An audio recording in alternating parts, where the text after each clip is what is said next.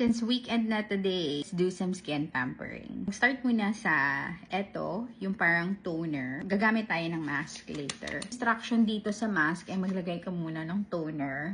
So, yung ginagamit kong toner, yung Kiehl's kasi alcohol-free siya. Actually, pa-free lang to nung order ko. Pero, nagandahan ako. Actually, hindi ako mahilig sa mask. Gusto ko yung mga clay mask na gano'n, na wina-wash mo. Ito kasi, maganda siya. After ko siya gamitin, bumabrighten talaga yung skin ko. This is from Lux Organics. Meron siyang vitamin C, which is, alam niyo naman, nagbabrighten ng skin. Lactomized ferment filtrate, hyaluronic acid, at saka yung allantoin.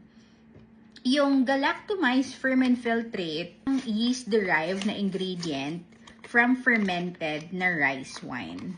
Kasi ngayon, parang uso na yung mga skincare ingredient na parang probiotic siya. So, eto siya. Ilagay ko muna. Galactomized ferment filtrate, pang brighten din siya ng skin. Yung allantoin naman ay meron siyang healing properties.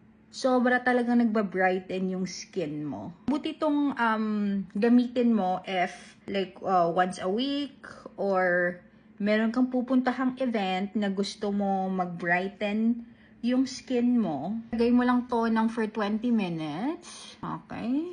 So, ganyan siya. So, yung ibang sobra ditong serum sa packaging, nilalagay ko siya sa katawan ko. Leeg, dito sa, kasi sayang pag tinapon mo lang. So, this is only 69 pesos lang. So, diba? Sobrang mura lang. And yung nagustuhan ko dito ay maganda yung ingredients niya. Okay, so balik na lang ako later. After 20 minutes, kunin na natin siya. Diba? Massage lang natin para mag-penetrate talaga sa skin mo. Parang eto, nasasayangan akong itapon. Pero we have to. Diba? Wait ko lang siyang mag-dry. Pwede ka mag-fan, kaso low bat pala. Ang next natin na ilalagay, to lock in all the moisture. Ito, yung favorite na moisturizer ko from Dr. Althea 3M. Para ma-lock in lahat. Konti lang yung nilalagay ko. Kasi tinitipid ko siya. Kasi nung unang bili ko nito, halos every month ako bumibili.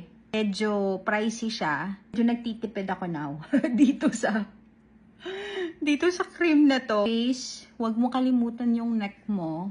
And finally, ito, maglagay ka ng petroleum jelly sa lips mo. Actually, sa totoo lang, you don't need all the fancy lip balm. Super dry talaga yung lips ko. Lang yung Vaseline talaga, yung naka-help na hindi mag-dry yung lips ko. Yun lang.